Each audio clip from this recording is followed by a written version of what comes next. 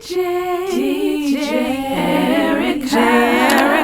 I just want to send out prayers to DMX. I know a lot of you guys as part of the hip hop community do know that DMX is currently in a coma after suffering a heart attack, and they said that the cause allegedly was from accidental drug overdose, which is very heartbreaking. And if you study and read about the story of DMX, you would have empathy for the situation that he's currently in, because it was a video that I watched, and he told the story over and over again how he became addicted to the drug that he was, which happens to be what he said was crack, and basically being tricked into doing drugs at 14 years old by a local rapper who was his mentor, who gave him a blunt and told him to smoke it, and he decided to smoke it and didn't know that it was laced with crack, okay? And ever since then, he's been dealing with this unfortunate addiction, and even through his addiction, he's become one of the most popular, most loved rappers of all time. And it's not just in the black community. He's an international star with his makings and his work, and a lot of you guys remember his work from you know, film wise. He's been an actor. He did the movie Romeo Must Die with the late Aaliyah. May she rest in peace. It's been 20 years since we lost Aaliyah. You know, 1A in the air for Aaliyah. And then he also was starred in Cradle to the Grave, Belly. And then of course he has so many hit singles, and those big hit singles include Party Up and the Rough Riders Anthem. It's just too many songs to even go through the entire list. And I remember when I was introduced to DMX as a child, and my cousin was like a teenager, and he played his album out back to back. And you know, when his first single came out, man, it was just something. It was something for the culture. And you know, I couldn't continue on and do this podcast without paying my respect. And when I upload this video, remember that it's uploaded and delayed, so I'm not exactly sure what is going to be happening in the future in regards to DMX health situation or his life, and I'm not speaking death on the man.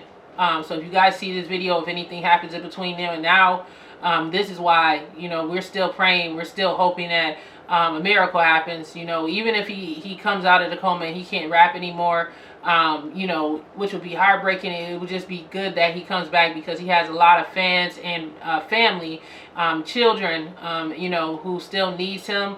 And you know, it's just heartbreaking. So we just want to make sure that we do keep the legacy of our musical icons, or even, you know, politicians, people that really do something for the black community. It doesn't have to just be entertainers, but people within the black culture who's really made an impact around the world, whether it's through the arts, whether it's through science, whether it's through, you know, politics, you know, everything.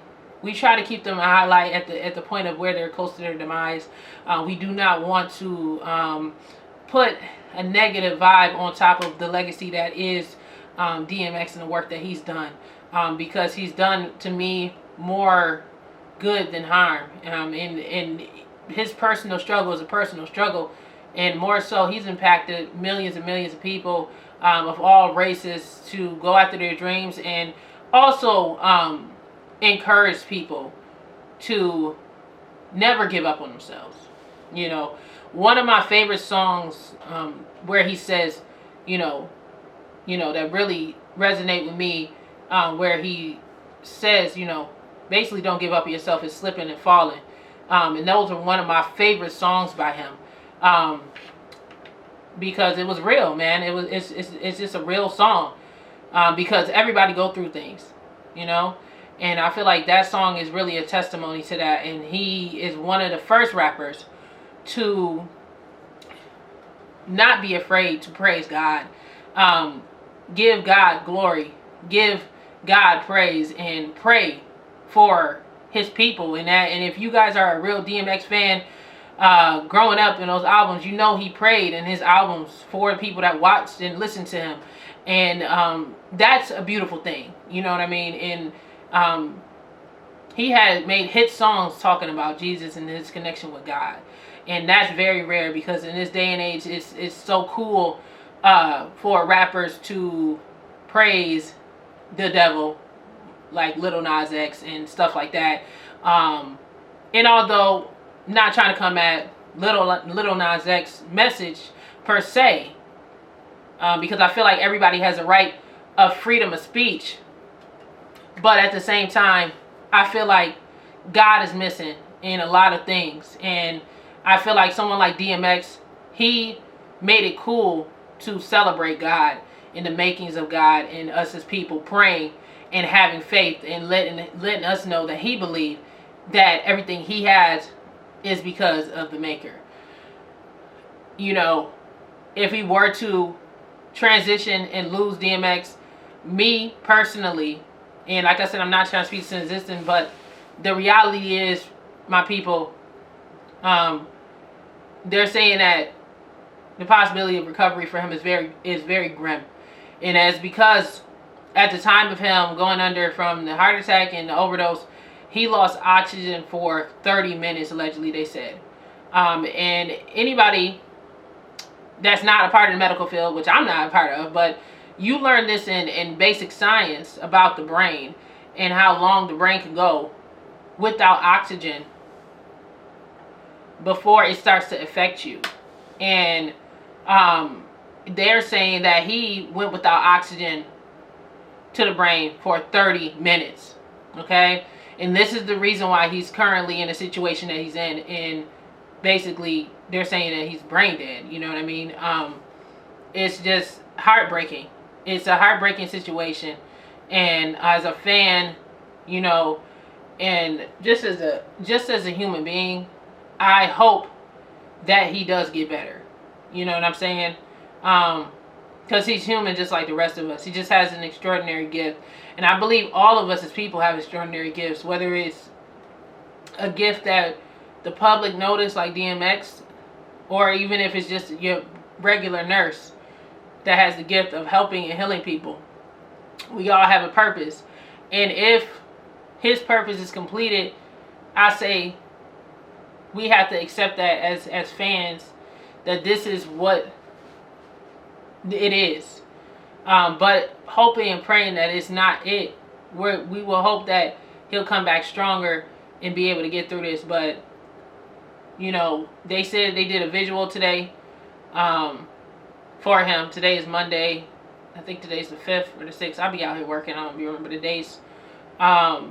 Today they did that outside in White's Plain, where he's currently at in the hospital. And his ex-wife was there.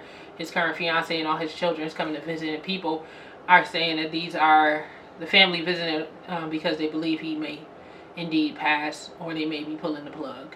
You know, the thing that kind of pisses me off though, and it's making me mad, is the fact that we have people that's supposed to be legitimate folks in his camp, like his attorney, coming out saying that he came out of a coma and was off of the breathing tube, and then he comes out and retracts his statement and say, oh, he was given the wrong information. And I'm like, how are you his attorney and you got the wrong? I'm just confused. Like, I mean, I guess it could happen, but you should not be going on live news channels, doing live news shows and interviews about this man's health when you know there's millions of people in the world wondering about his health status, praying about his health status, and you're spreading false news. So you got a bunch of people over here thinking he's out of a coma when he's not. You know what I'm saying? So, you know, I just want to say a prayer for him, and we're going to ask that God heals him. And whatever the situation is, I pray wherever he lands to be, whether it's here on earth or out of the earth or transitioning, that he finds his way and he's accepted. You know, this is not how I thought we were going to start up April. It's just heartbreaking. It's sad. And a lot of people always try to find something negative to say about an artist. But I'm not doing that on my show. It's sad. So we don't want to talk about it like he's not still with us, because he's still there. He's still fighting. But I want you guys to understand that this is recorded at the point where he is currently still in the hospital. So you do guys see this and there's something that changed, of course I will update you guys on my live. I will go on live, or I'll put up a post on YouTube about it.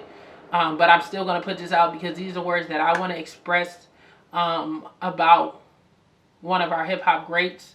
And it also just makes me think about how we as a world, we're showing so much appreciation to this man, and he's currently not conscious to see it. And it's sad that he's had so much rough patch the last few years with his career, and some of the last couple of decade or so with his career.